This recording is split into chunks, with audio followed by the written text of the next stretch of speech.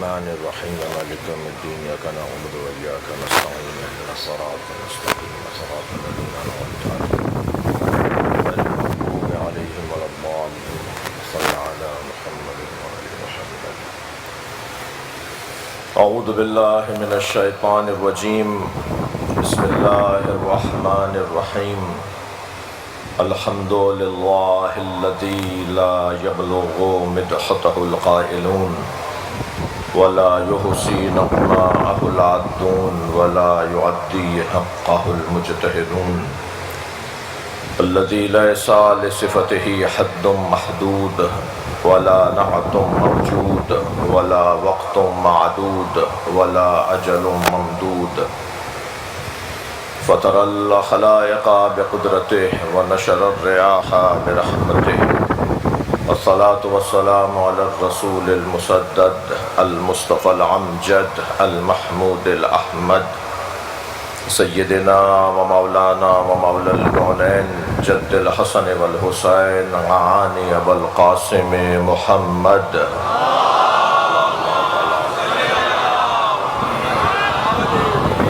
وآله الطيبين الطاهرين المعصومين الذين قال الله إنما يريد الله ليذهب عنكم الرجس أهل البيت ويطهركم تطهيرا.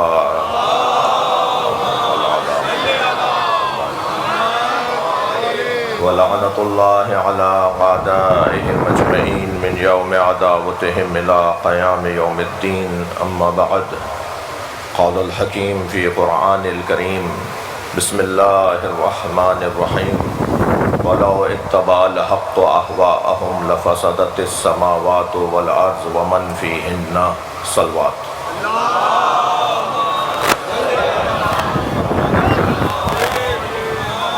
ایک اور بلند صلوات دیے.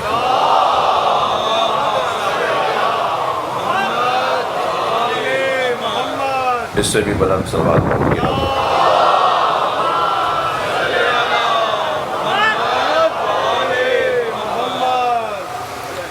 سورہ مبارکہ المومنون کی 71ویں آیت ایک مرتبہ پھر پڑھی گئی. ارشاد حضرت احدیت ہے وَلَوْ اتَّبَعَ الْحَقُّ أَهْوَاءَهُمْ. اگر حق نے ان کی خواہشات کی پیروی کر لی ہوتی لَفَسَدَتِ السَّمَاوَاتُ وَالْأَرْضُ وَمَنْ فِيهِنَّ. تو جو کچھ آسمانوں میں ہے اور جو کچھ زمین میں اور جو کچھ ان کے درمیان ہے لَفَسَدَتِ، وہ سب تباہ ہو جاتا.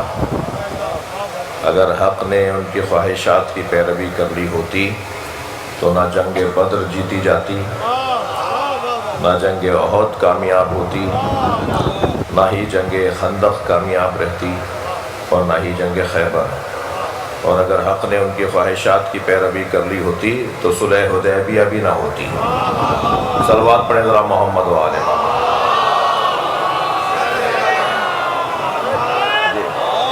تو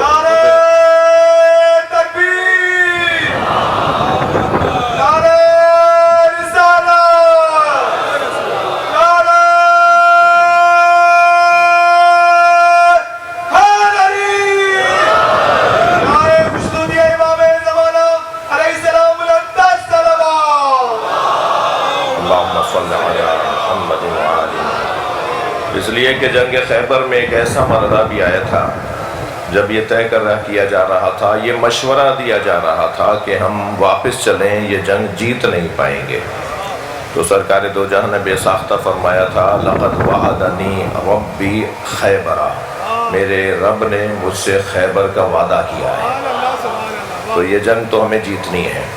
اور پھر جب یہ ہوا کہ صاحب اب مشکل ہو جائے گی جنگ کو جیتنا، ظاہر ہے 39 دن گزر چکے ہیں، کیسے یہ جنگ جیتی جائے گی، حالات تو لگ نہیں رہے. تو پھر سرکار نے فرمایا تھا لَأُعْطِيَنَّ رَایَةً غَدًا رَجُلًا كَرَّارًا غَيْرَ فَرَّارٍ يُحِبُّهُ اللَّهَ وَرَسُولُهُ وَيُحِبُّهُ اللَّهَ وَرَسُولُهُ يَفْتَحُ اللَّهُ بِيَدِهِ. صلوات.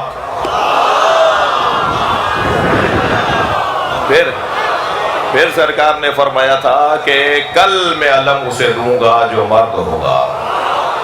جو کرار ہوگا غیر فرار ہوگا، اللہ اور اللہ کا رسول اس سے محبت کرتا ہے، اور وہ بھی اللہ اور اللہ کے رسول سے محبت کرتا ہے، اور اللہ نے مجھے بتایا ہے کہ اسی کے ہاتھوں سے خیبر فتح ہوگا۔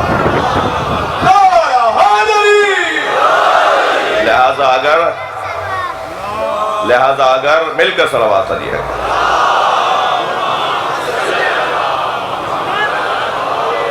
اگر حق نے ان کی خواہشات کی پیروی کر لی ہوتی لفسدت السماوات والارض، تو جو کچھ آسمانوں میں ہے اور جو کچھ زمین میں ہے وہ سب برباد ہو جاتا۔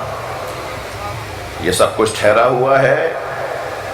آج دنیا میں سب سے زیادہ تعداد اگرچہ مسیحیوں کی ہے، لیکن مسلمان عالمی سطح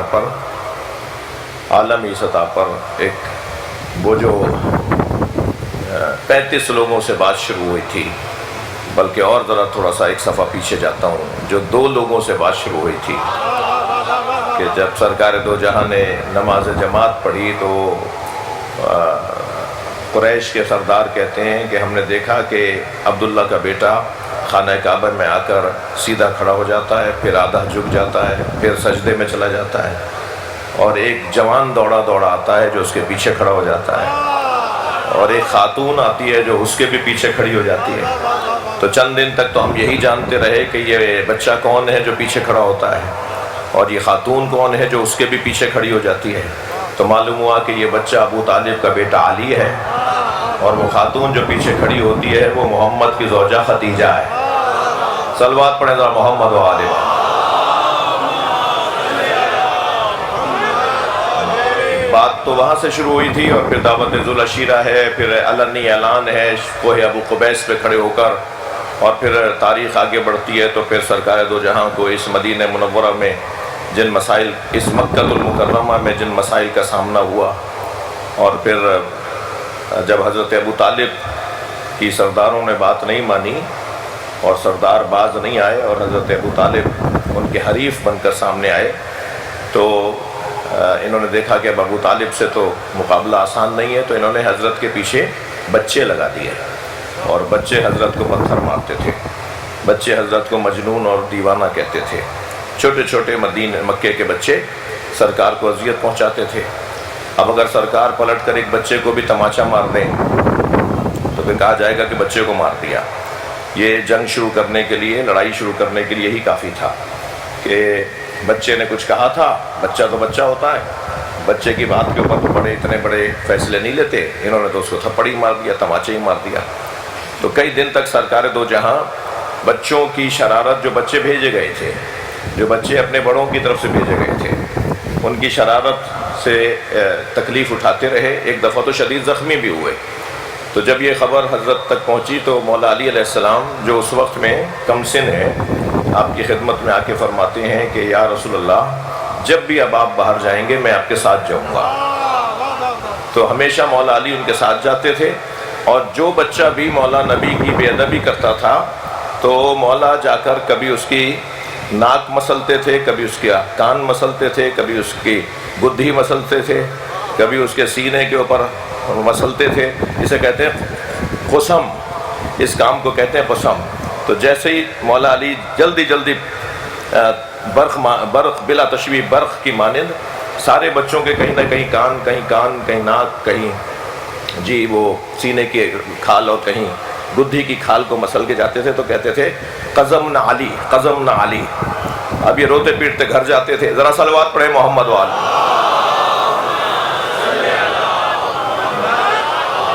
تو جب یہ وہاں پہنچتے تھے تو پھر ہر گھر میں علی علی ہوتا تھا، اور ہر بچہ اپنی ماں کے آگے رو رہا ہوتا تھا، علی نے مجھے چٹکی بھر لی، علی نے چٹکی بھر لی۔ اور چٹکی ایسی بھرتے تھے مولا کہ مہینوں تک اس کا نشان نہیں جاتا تھا۔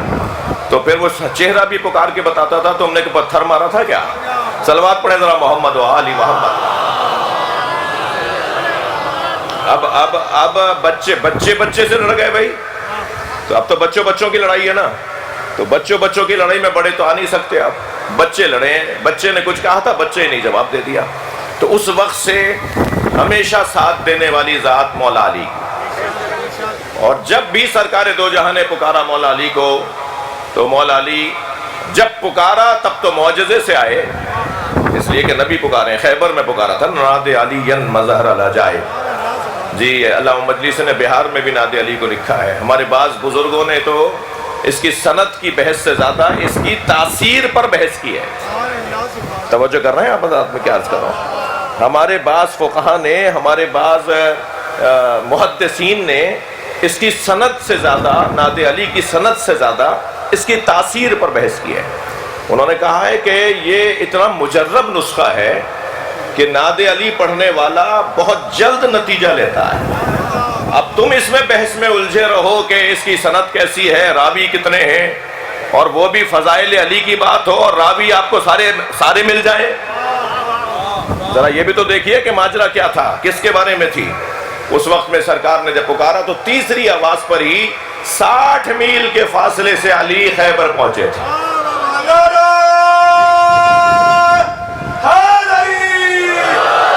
لیکن جب کبھی نہیں بھی پکارا اور ضرورت محسوس ہوئی تو آواز آتی تھی اتاذن لی یا رسول اللہ، اتاذن لی یا رسول اللہ، یا رسول اللہ مجھے اجازت ہے، یا رسول اللہ مجھے اجازت ہے. اور پھر کبھی مولا نبی کچھ دیر کے لیے بٹھاتے تھے تاکہ دوسروں کو، کسی اور کو بھی موقع ملے. اور کبھی ایسا ہوتا تھا کہ نہیں، پہلے مرحلے پہ حضرت فرماتے تھے کہ جاؤ علی، جا کر قاتل علی حقک، اپنا حق لینے کے لیے جاؤ. تو پھر یہ تو کبھی بھی حق نے ان کی خواہشات کی پیروی نہیں کی. حق ہمیشہ ڈٹا رہتا ہے، جمع رہتا ہے، مضبوط رہتا ہے. عزیزان گرامی، اگر ہزاروں کتابیں بھی آپ کے سامنے لا کے رکھ دی جائیں نا کہ فلاں کتاب میں لکھا ہے کہ مولا علی نے بیعت کر لی تھی، تو ان ساری کتابوں کو دریا میں بہا دینا، سمندر بھی غریب ہے. مگر ایک آیت کو اپنا سردار بنا لینا، کیونکہ آیت نے یہ کہا ہے حق کبھی بھی خواہشات کی پیروی نہیں کرتا. صلوات پڑھ لیں محمد و آل محمد.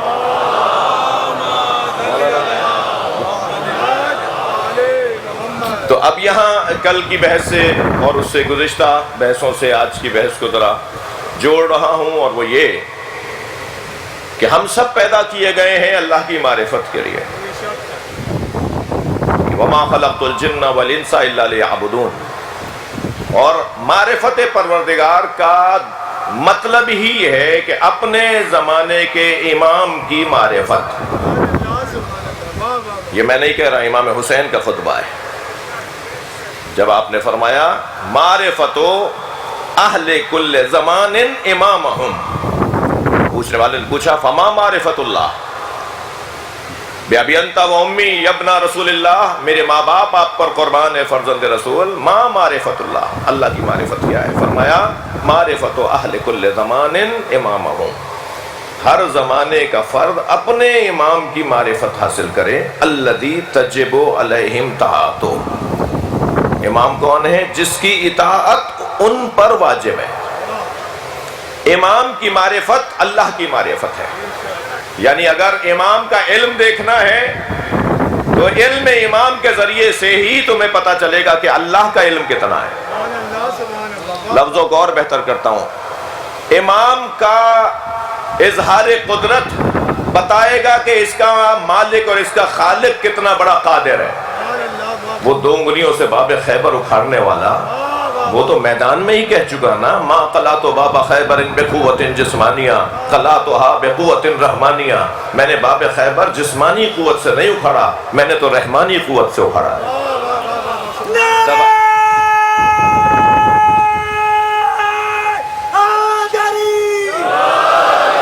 تو اگر اس کی شجاعت دیکھنی ہے، اس کا علم دیکھیں گے، اس کا ارادہ دیکھیں گے. میرے مولا امام جعفر صادق علیہ السلام ارشاد فرماتے ہیں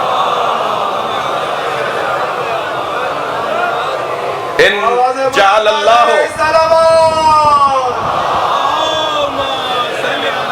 بڑی صلوات پڑھیں تو پھر سب پڑھیں نا. اللہم صلی علی محمد. نہیں ابھی بھی سب نہیں پڑھ رہے، میں گزارش ہے سب مل کے پڑھیں. اللہم صلی علی میرے مولا فرماتے ہیں جعل اللہ قلوب الائمۃ موردن لارادتہ، اللہ نے ائمہ کے دلوں کو اپنے ارادے کے اترنے کی جگہ بنائی۔ اللہ اپنا ارادہ جس جگہ پر قرار دیتا ہے نا، وہ ائمہ کے دل ہیں، وہ امام کے دل ہیں۔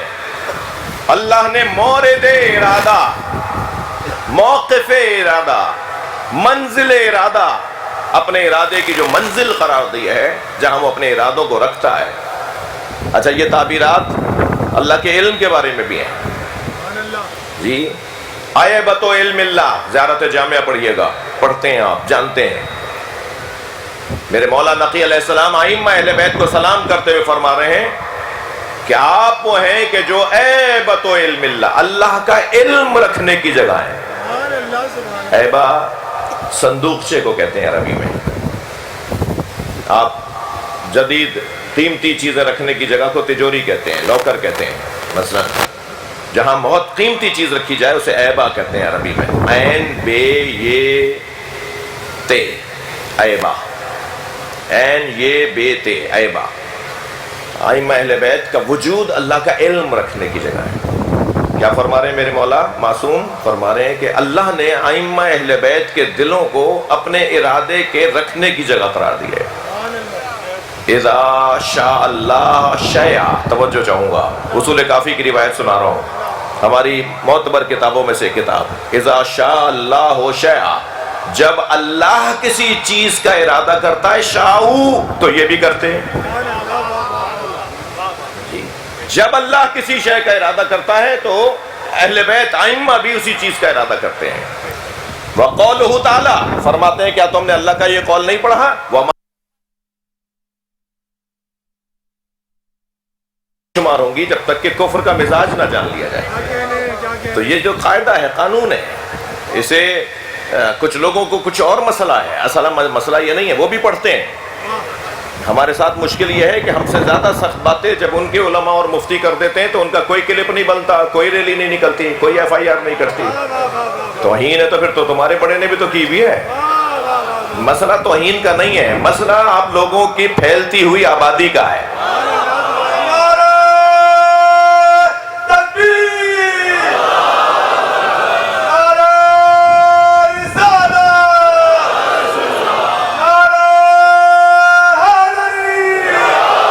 مسئلہ آپ کے نظریے کی تبلیغ کا ہے، مسئلہ عزاداروں میں اضافے کا ہے، مسئلہ انسان کی بیداری کا ہے۔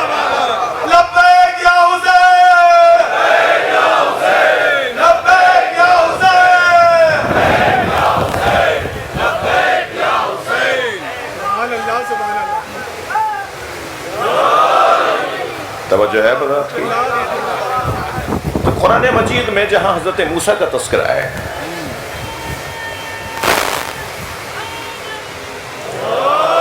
قرآن مجید میں جہاں حضرت موسیٰ کا تذکرہ ہے وہاں فرعون کا تذکرہ بھی تو ہے۔ یہ پورا قصہ کیا قرآن مجید میں موجود نہیں ہے؟ جب حضرت موسیٰ علیہ السلام نے دریائے نیل پہ عصا مارا تو حضرت موسیٰ نے دیکھا، اچھا خواہش بھی امتیوں کی تھی، خواہش بھی امتیوں کی تھی کہ ہمیں نجات دیں، تو حضرت موسیٰ نجات دینے کے لیے اب انہیں کہاں سے لے جائیں؟ اس دریا کے اس پار جانا ہے۔ یہ سب کو مار رہا تھا، یہ فرعون سب کو ختم کر رہا تھا، موسیٰ علیہ السلام کے چاہنے والوں کو ایک ایک کر کے چن چن کے مار رہا تھا، پوری آبادیوں کو مارا جا رہا تھا۔ تو اب نجات لینا ہے تو دریا کے اس سمندر کے دریا کے اس پار جانا ہے۔ تو حضرت موسیٰ علیہ السلام نے دریائے نیل میں ایسا مارا تو راستہ بن گیا، دونوں طرف کے پانی ٹھہر گئے۔ اب یہ سب حضرت موسیٰ کے پیچھے پیچھے ہیں۔ مجھے بتائیے امام نجات دے رہا ہے یا نہیں؟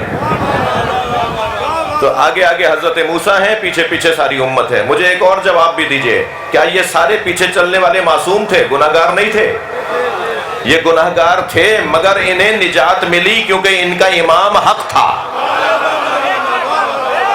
اور جو فرعون کے پیچھے چل رہے تھے، کیا سارے وہ گناہگار تھے؟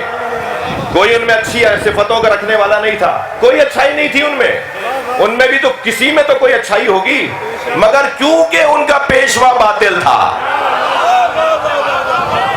تو سب کے سب ڈوب گئے، اور کیونکہ وہ سب کے سب ایک حق امام کے پیچھے تھے، سب کے سب نجات پا گئے۔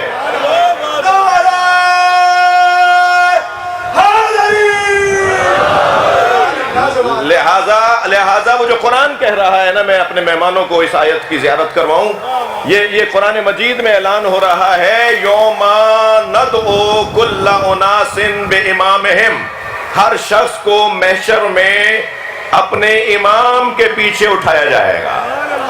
محشر میں گروہ در گروہ لوگ آ رہے ہوں گے، جوق در جوق لوگ آ رہے ہوں گے، انجمنوں کی انجمنیں آ رہی ہوں گی، جی آپ کی زبان میں کہوں پارٹیوں پر پارٹیاں آ رہی ہوں گی، اور ہر ایک اپنے امام کے پیچھے چل رہا ہوگا۔ تھک تو نہیں رہے میری باتوں سے؟ اور قیامت میں ہر ایک کو اس کے امام کے پیچھے، بھئی توجہ چاہوں گا، میں روایت ہدیہ کرنے جا رہا ہوں، اپنے سیاسی مہمانوں کو بھی اور اپنے تمام حاضرین کو بھی ایک ہدیہ کرنے جا رہا ہوں۔ آگے آگے امام چل رہا ہوگا اور پیچھے پیچھے پوری امت۔ جب یہ آیت نازل ہوئی نا تو خود حضرت ابو بکر نے سوال کر لیا، یا رسول اللہ ہمارا امام کون ہے؟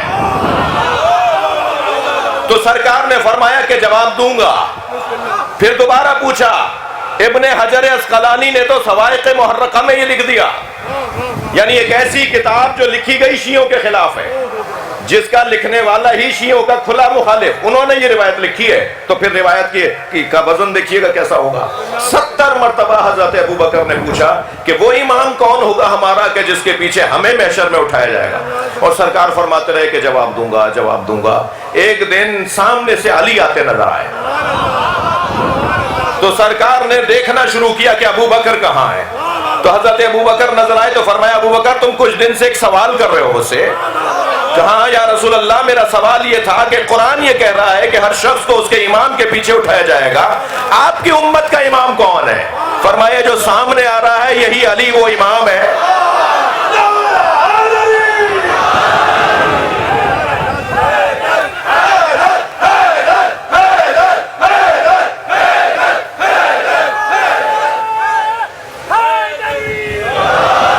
بلند صلوات محمد و آل محمد۔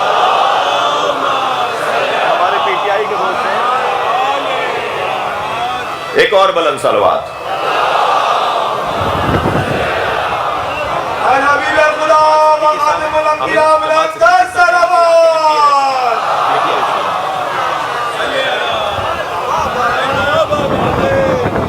اب میرا کیا حال ہوگا کہ ایک جانب پیپلز پارٹی بیٹھی ہے، ایک جانب پی ٹی آئی بیٹھی ہے، تو میں تو اپنے سارے دوستوں کو ظاہر ایک فرش اعضا پر تشریف لائے ہیں اور ذکر اہل بیت میں شریک ہونے آئے ہیں، اور یہاں تو میں وہ 2 مصرے بھی کاروائی سنا دیتا ہوں کہ جی ہم یہ سب علی کی پارٹی میں آئے نا، تو مجھے وہ 2 مصرے عباس زیدی صاحب کے یاد آ جاتے ہیں کہ در حسین پہ ملتے ہیں ہر مزاج کے لوگ،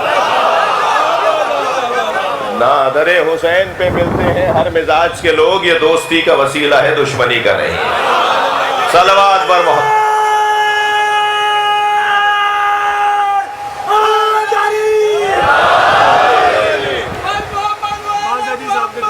جی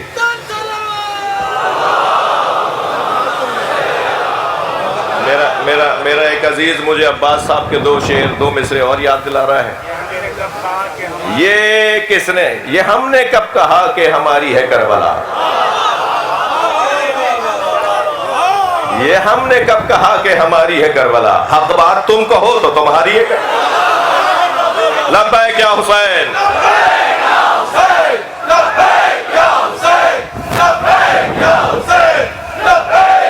بلند تر صلوات۔ اللہم صلی علی محمد وآل محمد۔ میرے عزیزو، قلب نبی پہ جس نے اتاری ہیں آیتیں، اس نے ہمارے قلب پر، اس نے ہمارے دل پر اتاری ہے کربلا، اس نے ہمارے دل پہ اتاری ہے کربلا۔ یہ کربلا دل کا مسئلہ ہے، یہ کربلا احساسات کا مسئلہ ہے، یہ کربلا کا تذکرہ انسانی مسئلہ ہے۔ کربلا میں بہت کچھ ہوا، مگر ایک منظر ایسا بنا جس کا جواب تاریخ کے پاس نہیں ہے، اور وہ منظر ہے 6 مہینے کے بچے کو مارنا، اور وہ بھی اس لیے مار دیا گیا کہ وہ پیاسا تھا۔ اس کا بابا کہہ رہا تھا کہ اسے پانی پلا دو، کچھ دیر بعد مر جائے گا۔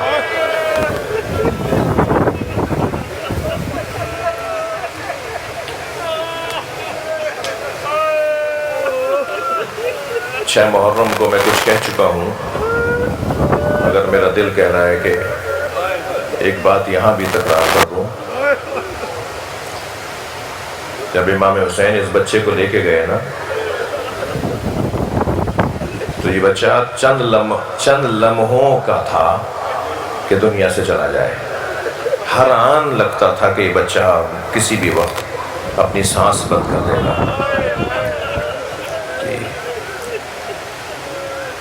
یہ بات میں کرتا ہوں، پھر کر رہا ہوں کہ کچھ سال پہلے ایک جوان میرے پاس شہ محرم کو آیا، اس سے کہنے لگا مولانا میں مچھلی خرید کر لایا ہوں۔ میں نے اپنی بہن سے کہا مجھے مچھلی تل کے دے دو، تو دادی کی آواز آئی بیٹا محرم میں مچھلی نہیں کھاتے۔ تو میں نے دادی سے کہا دادی حلال تو حلال ہے، ربیع الاول ہو یا محرم۔ تو کہنے لگی ہاں تم ہماری بات نہیں مانو گے، جاؤ جا کے مولانا سے پوچھ لو۔ تو مولانا آپ بتائیں میں مچھلی کھا لوں؟ وہ پوچھ رہا تھا اور میں رو رہا تھا۔ میں نے کہا میں اتنا بڑا عالم نہیں ہوں، مجھے اس کا جواب نہیں آتا، تم دادی کی بات مان لو۔ کہنے لگا میں سمجھا نہیں۔ میں نے کہا امام حسین نے علی اصغر کے تڑپنے کو مچھلی کے تڑپنے سے تعبیر کیا۔ جب لے کے گئے نا بچے کو اپنی گود میں، تو حضرت نے فرمایا اما ترونا کیف یتلذذ، دیکھ نہیں رہے مچھلی جب پانی سے باہر آتی ہے نا رونے والوں، جب مچھلی پانی سے باہر آتی ہے تو وہ یمین اور یسار دائیں بائیں جو ہے وہ تڑپ رہی ہوتی ہے، کبھی اس کا یہ والا حصہ زمین پہ لگتا ہے، کبھی یہ والا حصہ۔ پھر جب اس میں اتنی طاقت نہیں رہتی تو وہ دم اور منہ کی طرف سے جو ہے وہ تڑپتی ہے، کبھی منہ زمین پہ مارتی ہے، کبھی دم زمین پہ مارتی ہے۔ جب اس کے اندر یہ بھی طاقت نہیں رہتی تو صرف منہ کھولتی ہے اور بند کرتی ہے۔ یہ جو آخری لمحہ ہوتا ہے نا جب منہ کھولتی اور بند کرتی ہے، اس لمحے کو امام حسین نے بیان فرمایا اما ترونا کیف یتلذذ، دیکھ نہیں رہے یہ مچھلی کی طرح منہ کھول رہا ہے اور مچھلی کی طرح منہ بند کر رہا ہے، یہ میرا بچہ کچھ دیر میں مر جائے گا، اسے پانی پلا دو۔ تو امام حسین کے اس خطبے کو سن کر پانی تو نہیں پلایا گیا، ایک 3 پھلوں والا تیر مار دیا گیا، اور وہ تیر حضرت علی اصغر کے گلے کو چیرتا ہوا امام حسین کے بازو میں جا کے لگا۔ اس جگہ یعنی حضرت علی اصغر کو ایسے امام حسین نے بلا تشبیہ گود میں لیا ہوا تھا کہ حضرت علی اصغر کا جو سر تھا امام کے بازو کے ساتھ لگا ہوا تھا، ایک ساتھ دونوں زخمی ہوئے ہیں، بیٹا بھی بابا بھی۔ اب اس کیفیت میں اب اس کا تو کوئی جواب نہیں ہے نا، اس کا کیا جواب ہے؟ پانی بند کرنے کا کیا جواب ہے؟ پانی بند کرنے کا کیا جواب ہے؟ میرا مجمع، میرا محترم سننے والا اسامے، اس مجلس اعزا، اس فرش اعزا کا عزادار اور میرے جو سنی بھائی تشریف لائے ہوئے، میں ان کے لیے کہہ رہا ہوں آج 8 محرم ہے۔ 8 محرم کو پوری دنیا میں حضرت عباس کو یاد کیا جاتا ہے، مولا حسین کے علمدار کو۔ کربلا کے واقعے میں جو علمدار تھے نا، جن کے ہاتھ میں پرچم تھا، جن کے ہاتھ میں بیرق تھا، علم تھا، آج 8 محرم ان کا دن ہے۔ جی واقعات تو سارے عاشور کے دن ہوئے، سارے شہید ایک ہی دن شہید ہوئے، مگر پہلی محرم سے اور 10 محرم تک جو اصحاب، شخصیات، اہل بیت کے افراد شہید ہوئے، ہم نے تقسیم کیا ہوا ہے بر صغیر کے اندر خاص طور پر، اور اب الحمدللہ بر صغیر کی عزاداری حتیٰ ایران عراق کی عزاداری کے یا تو برابری میں آ چکی ہے، خدمات میں، کوششوں میں، اور یا بعض چیزوں میں ان سے آگے ہیں۔ لہٰذا ان کے ہاں بھی بہت ساری چیزیں، ان کے ہاں تابوت نہیں اٹھایا جاتا تھا، اب اٹھایا جا رہا ہے۔ ان کے ہاں ذوالجنہ کی شبی نہیں نکالی جاتی تھی، اب نکالی جا رہی ہے۔ تو میں کہہ سکتا ہوں نا کہ کچھ چیزیں ایسی ہیں جو ہمارے ہاں سے بعض عرب ممالک میں بھی گئی ہیں، انہوں نے دیکھا کہ ان نشانیوں کے ذریعے سے عزاداری میں ایک رونق بڑھ جاتی ہے، اور اصل ہدف تو یہ ہے کہ اس مظلوم کی طرف توجہ دلائی جائے، اس مظلوم کی طرف توجہ دلائی جائے کہ جس مظلوم کو نبی نے چراغ ہدایت قرار دیا ہے، جس مظلوم کو نبی مکرم نے کشتی نجات قرار دیا ہے۔ ان الحسین مصباح الہدی و سفینۃ النجات، یہ نبی کا فرمان ہے نا۔ میرا حسین سفینہ نجات ہے اور میرا حسین چراغ ہدایت ہے۔ تو یہ سارا یہ جو رونے، اب فرض کریں کہ کسی مذہب کے کسی بڑے نے رونے سے منع کیا ہے تو وہ ٹھیک ہے، وہ اپنے اس بزرگ کے کہنے پہ عمل کریں، لیکن یہ جو مجمع رو رہا ہے نا اتنی اونچی آوازوں میں، انہیں امام جعفر صادق نے فرمایا ہے، انہیں امام محمد باقر نے فرمایا ہے، انہیں امام رضا نے فرمایا ہے۔ جو ان کے 12 امام ہیں نا، انہوں نے کہا ہے جب بھی میرے جد حسین کا ذکر ہو تو ایسے رونا جیسے جوان بیٹے کی میت پہ ماں روتی ہے۔ ایک جگہ امام باقر علیہ السلام نے اونچی آواز میں روتے ہوئے لوگوں کو دیکھا، میرے مولا نے مصلی بچھا کر 2 رکعت نماز پڑھی اور ہاتھ اٹھا کر حسین مولا کے عزاداروں کے لیے دعا فرمائی۔ اللہ آپ کی نوازوں پر رحمت نازل فرمائے، اللہ آپ کی نوازوں پر رحمت نازل فرمائے۔ امام جعفر صادق علیہ السلام تو رونے والوں کے لیے خاص دعائیں فرماتے ہیں۔ امام رضا تو خود اتنا، امام محمد باقر نے تو اپنی زمین کا ایک حصہ عزاداری کے لیے وقف کر دیا تھا، اپنی وصیت میں لکھا کہ میرے بعد میرا مال کیسے تقسیم ہوگا، اس میں ایک حصہ اپنی جائیداد کا لکھا کہ یہ میں وقف کر رہا ہوں اپنے دادا حسین کی مجلسوں کے لیے۔ چلیے عزیزو، کربلا چلیے، بچے پیاسے ہیں، ابھی کچھ دیر بعد آپ علم کی زیارت کریں گے، ایک نوحہ بھی ہوگا، اس لیے میرے پاس وقت بھی تنگ ہے اور مجھے حضرت کی خدمت میں بھی حاضری دینی ہے۔ میرے ساتھ چلیے، الاتش الاتش کی آوازیں ہیں، کربلا کے میدان میں ننھے ننھے بچے خالی کوزے لیے کھڑے ہیں اور امام حسین کی 4 سالہ بیٹی سکینہ ان سارے بچوں کے پاس جا کے کہتی ہے میرا چچا پانی ضرور لائے گا۔ میں ابھی بابا سے جا کے کہتی ہوں چچا عباس سے کہیے ہمیں پانی لا کے دیں۔ اجرکم اللہ، اجرکم اللہ، حق ہے ایسے ہی رونے کا۔ ہونا تو یہ چاہیے تھا کہ آج میں ساری مجلسی مصائب پڑھتا، یہ دن ہی کچھ ایسا ہے۔ ادھر حضرت عباس بار بار آ کر امام حسین سے فرماتے ہیں مولا مجھے جانے کی اجازت دیں، تو امام فرماتے ہیں تم ہمارے لشکر کے سالار ہو۔ ایک ایسا وقت آیا کہ آگے فرمایا مولا مجھے جانے کی اجازت دیں، امام نے فرمایا اسی جملے کو فرمایا تم ہمارے لشکر کے سالار ہو، تو روایت کہتی ہے یمین اور یسار دیکھا، دائیں اور بائیں دیکھا اور فرمایا مولا وہ لشکر کہاں ہے؟ مولا حبیب مارے جا چکے، مولا زہیر مارے جا چکے، مولا عابس و شوذف مارے جا چکے، مولا سعید ابن عبداللہ مارے جا چکے، مولا سارے اصحاب مارے جا چکے، مولا علی اکبر مارے جا چکے، اب تو کوئی بھی نہیں بچا، اب مجھے مرنے کی اجازت دیں۔ امام حسین علیہ السلام ابھی حضرت عباس کچھ گفتگو فرما رہے ہیں کہ خیمے سے پردہ ہٹا، 4 سالہ بچی خالی مشکیزہ لیے کھڑی ہے، آواز دے کر کہتی ہیں بابا میرا بھائی علی اصغر کچھ دیر میں مر جائے گا، چچا سے کہیے پانی لے آئیں۔ اجرکم اللہ، اجرکم اللہ، جن کے مذہب میں رونا جائز ہے تکلف نہ کریں۔ حضرت عباس نے خالی مشکیزہ دیا اور فرمایا عباس جاؤ ان بچوں کے لیے سبیل آپ کرو۔ حضرت عباس جانے لگے تو فرمایا عباس تلوار مجھے دے دو۔ ہاں یوں ہی مزار نہیں ہے مولا حسین کی طرح مولا عباس کا، ایسے ہی باب الحوائج نہیں قرار دیا جاتا جی، جس کے پاس لڑنے کی مکمل اکیلا لشکر ہو۔ فرما رہے جاؤ تم پانی لینے جا رہے ہو، تلوار تم نہیں لے کے جاؤ گے۔ حضرت عباس ایک نیزہ ہے جو آپ کے پاس ہے، اور مشکیزہ ہے اور علم عباس کے ہاتھ میں ہے، اور روانہ ہوئے فرات کی طرف، اور آتے ہوئے لشکر نے دیکھا کہ ایک شیر آ رہا ہے، تو سب نے کہا اپنی حفاظت کرو عباس ہے یہ۔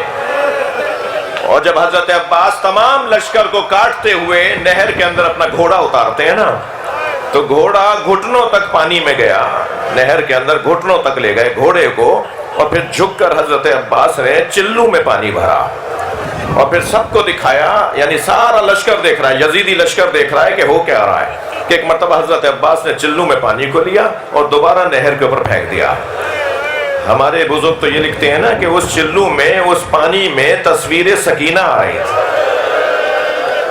بچے پیاسے ہیں، مگر یہ عمل اس لیے کیا تھا حضرت عباس نے کہ بتائیں میں پانی پی سکتا ہوں، مگر اس لیے نہیں پی رہا کہ میرا مولا پیاسا ہے، اس لیے نہیں پی رہا کہ مولا کے بچے پیاسے ہیں۔ اور پھر مشکیزہ بھرا اور چلے۔ ایک مرتبہ ایسے آ رہے تھے کہ جیسے کسی لشکر کا سردار جو لشکر کے ساتھ آ رہا ہو۔ تنہائی کی کیفیت میں حضرت عباس آ رہے ہیں کہ حکیم ابن طفیل نے ایک بازو کاٹا، ایک درخت کی اوٹ میں کھڑے ہو کے اس نے وار کیا، حضرت کا ایک بازو قلم ہو گیا، دوسرے ہاتھ میں مشکیزے کو لے لیا۔ سنیں گے ایک اور ظالم نے حضرت کا دوسرا بازو کاٹا، پھر حضرت عباس نے مشکیزہ اپنے دہن میں لیا اور یہ کہتے ہوئے آگے بڑھ رہے تھے، اپنے آپ سے کہتے ہوئے پانی ضرور پہنچے گا، اس لیے کہ بچے انتظار کر رہے ہیں۔ ادھر آواز آئی اگر خیموں میں پانی پہنچ گیا تو جنگ کا نقشہ بدل جائے گا، یہ ابھی پیاسے ہیں تو ہم سے سنبھالے نہیں جا رہے، انہوں نے پانی پی لیا تو یہ جنگ کچھ دن اور آگے بڑھ جائے گی۔ کہ ایک مرتبہ سنسناتا ہوا تیر مشک میں آ کے لگا، مشک سے پانی نہیں بہ رہا تھا، عباس کی آس بہ رہی تھی۔ آواز دی اے رہوار اب میں اس قابل کہاں رہا جو خیموں میں جاؤں۔ گھوڑا ذرا مڑا تو آنکھ میں تیر آ کے لگا۔ اب میں رونے والوں سے پوچھوں جس کے ہاتھ نہ ہو وہ آنکھ سے تیر کیسے نکالے؟ کہ ایک مرتبہ تیر نکالنے کے لیے اپنا سر جھکایا کہ اپنے پیر گھٹنے سے تیر کے پھل کو لے کر اسے کھینچے اور تیر نکلے تو سر پہ گرز آ کے لگا۔ آواز دی مولا میرا سلام آخر۔ حسین مولا نے اپنی کمر پکڑ لی اور یہ کہتے ہوئے آگے بڑھے الان ان کا سارا ظہری۔ عباس اب حسین کی کمر ٹوٹ گئی۔ بڑا عجیب منظر ہے کربلا کے میدان میں، تکلف نہ کریں، آوازوں کو آزاد کریں گے، پرسہ دے رہے ہیں آپ حضرات، 8 محرم ہے، عجیب روایت ہے۔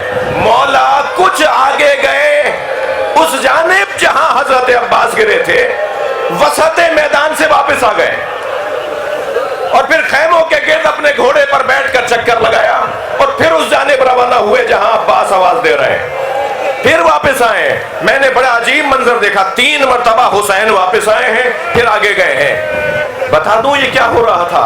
جب مولا آگے جاتے تھے مولا کے ذہن میں خیال آتا تھا عباس کو مار دیا ہے، اب زینب پر حملہ ہوگا، اب بیویوں کو اسیر بنایا جائے گا، سردار مار دیا، علمدار مار دیا۔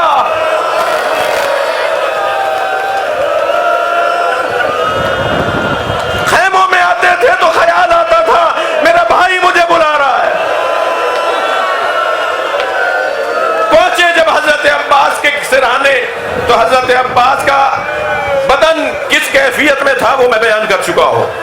امام نے آگے بڑھ کر سر آغوش میں لیا تو حضرت نے سر ہٹا دیا، مولا نے پھر اپنے زانو پر لیا تو حضرت عباس نے پھر سر ہٹا دیا۔ تو حضرت امام حسین نے فرمایا عباس تم اپنا سر کیوں ہٹاتے ہو؟